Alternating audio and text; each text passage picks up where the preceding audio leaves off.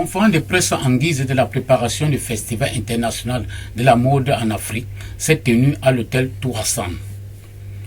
Placé sous le haut patronat de Sa Majesté le roi Mohamed VI, souverain du Royaume du Maroc, que Dieu l'assiste, la 14e édition du Festival international de mode en Afrique, FIMA, se tiendra le 7 au 10 décembre à Rabat, sous le thème La synergie des cultures par le développement de l'Afrique, dans le cadre de la célébration de Rabat, capitale africaine de la culture. Avant de vous dévoiler les grands axes sur lesquels le FIMA interviendra cette année, je voudrais de prime abord saluer le contexte inédit dans lequel se déroulera cette édition sous le haut patronage de Sa Majesté Mohamed VI, roi du Maroc, que Dieu l'assiste, et sur l'invitation des cités et gouvernements locaux unis d'Afrique, dont le secrétaire général est ici, M. Jean-Pierre Lombassi. Mille vœux et mille merci. C'est la deuxième fois que FIMA se tient au Maroc, après l'édition qui a eu lieu à Dakhla en 2018. Le FIMA se donne pour objectif de promouvoir l'excellence de l'Afrique dans le domaine de la mode et des activités créatives associées, en vue de renforcer les liens culturels qui unissent le continent et présenter au monde ce que l'Afrique a de mieux à offrir à la civilisation de l'univers. En effet, en novembre 2018, du sommet Africité organisé à Marrakech, au Maroc, le mouvement africain des collectivités a senti le besoin d'une implication plus forte de la culture comme quatrième pilier du développement durable en Afrique.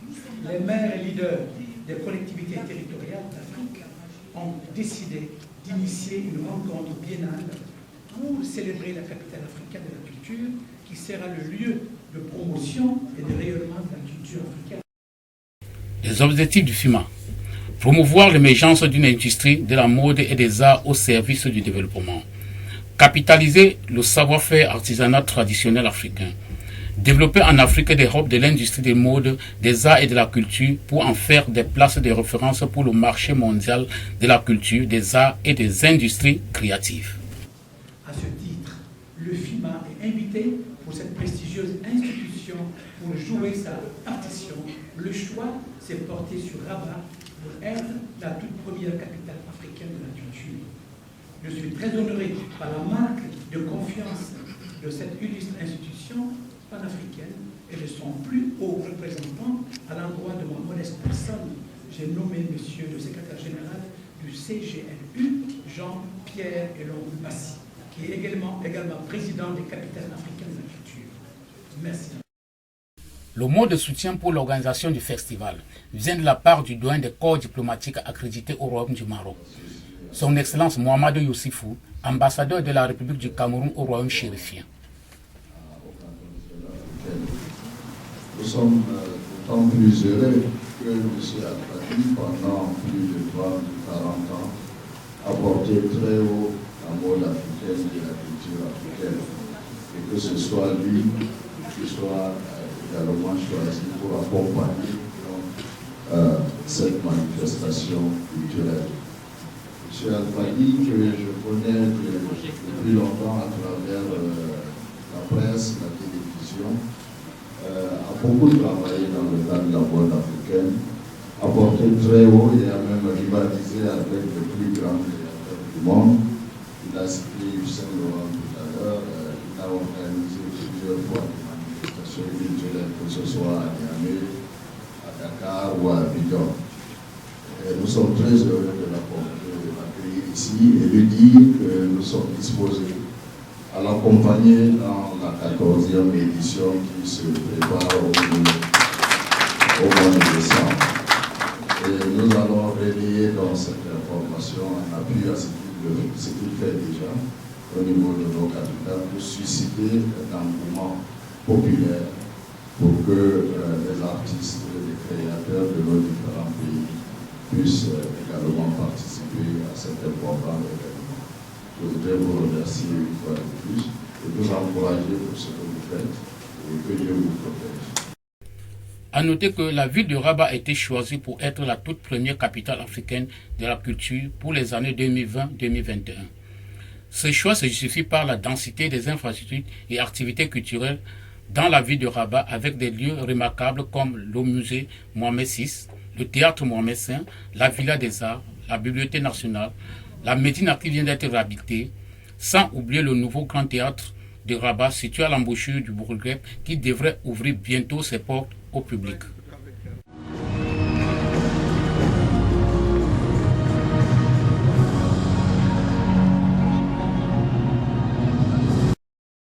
Mais au-delà des lieux, des espaces de valorisation du patrimoine, grâce à l'ambition portée par Sa Majesté du roi Mohamed VI et l'implication des acteurs marocains et africains du patrimoine, des arts et de la culture, il s'agit de décloisonner, revisiter et revivifier tout le spectre du patrimoine culturel, artistique et créatif du continent. Moi, je suis dans l'éducation traditionnelle parce que je suis une princesse du royaume de Loubi-Kenga, au Burkina Faso. Et je suis reine-mère au Cameroun, dans le royaume de Bangoula.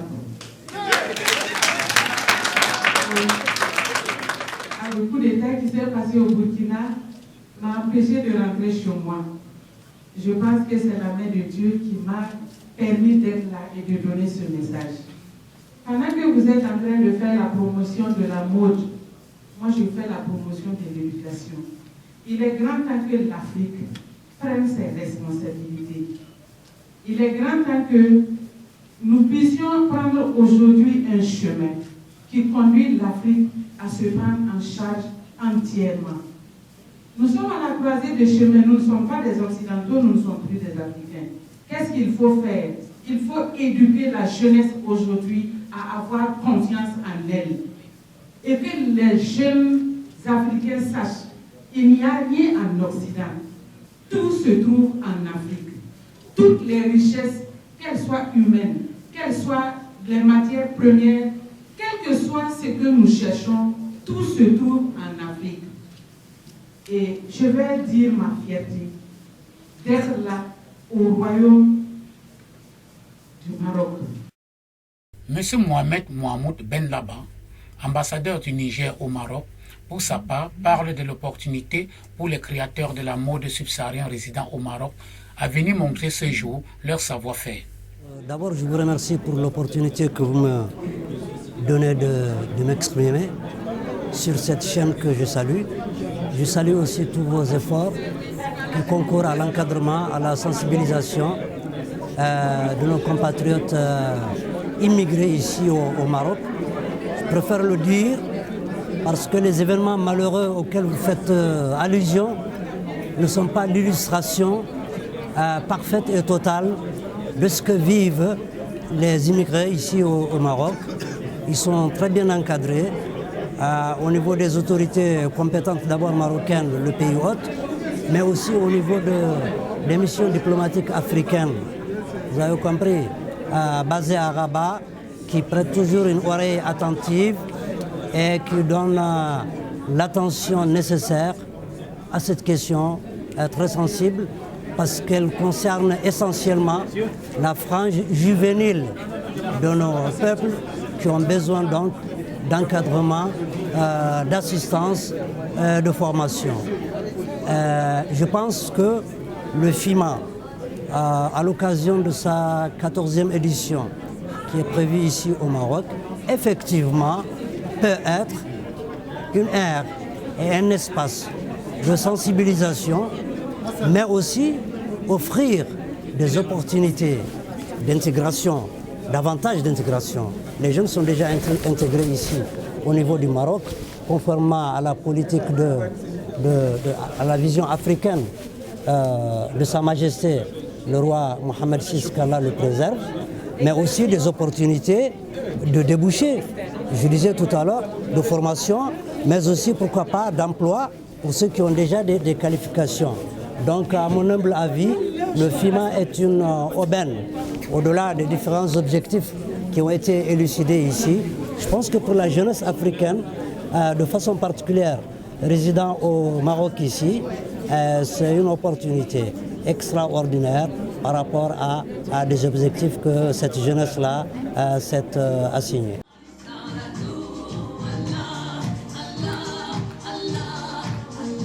Le programme des capitales africaines de la culture est porté par Cité et gouvernements locaux unis d'Afrique, CGLU, représenté par son secrétaire général Jean-Pierre Elon Bassi.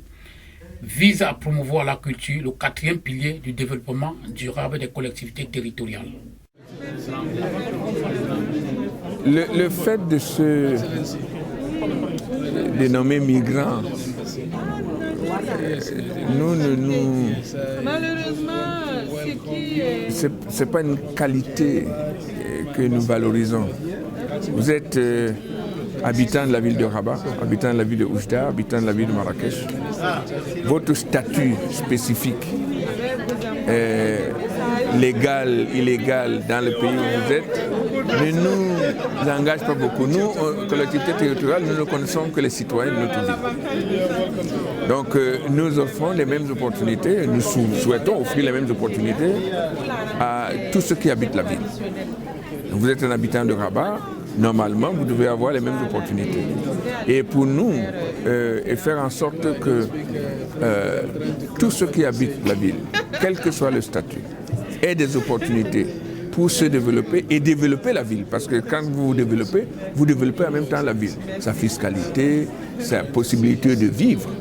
Vous voyez, donc quelque part, ce n'est pas le migrant qui m'intéresse ici, c'est les citoyens de la ville de Rabat.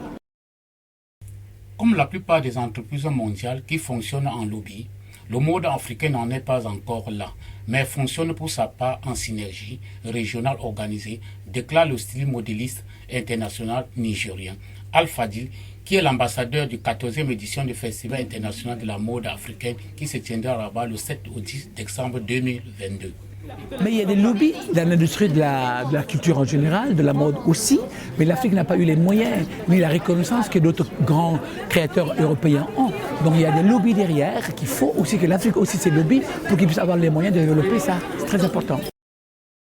Essayer de mettre en cohérence les savoirs, les apprentissages et leur transmission en s'appuyant sur la créativité des populations. Chaque domaine inclut des symboles et des valeurs qui supportent les interactions sociales et le vivre ensemble.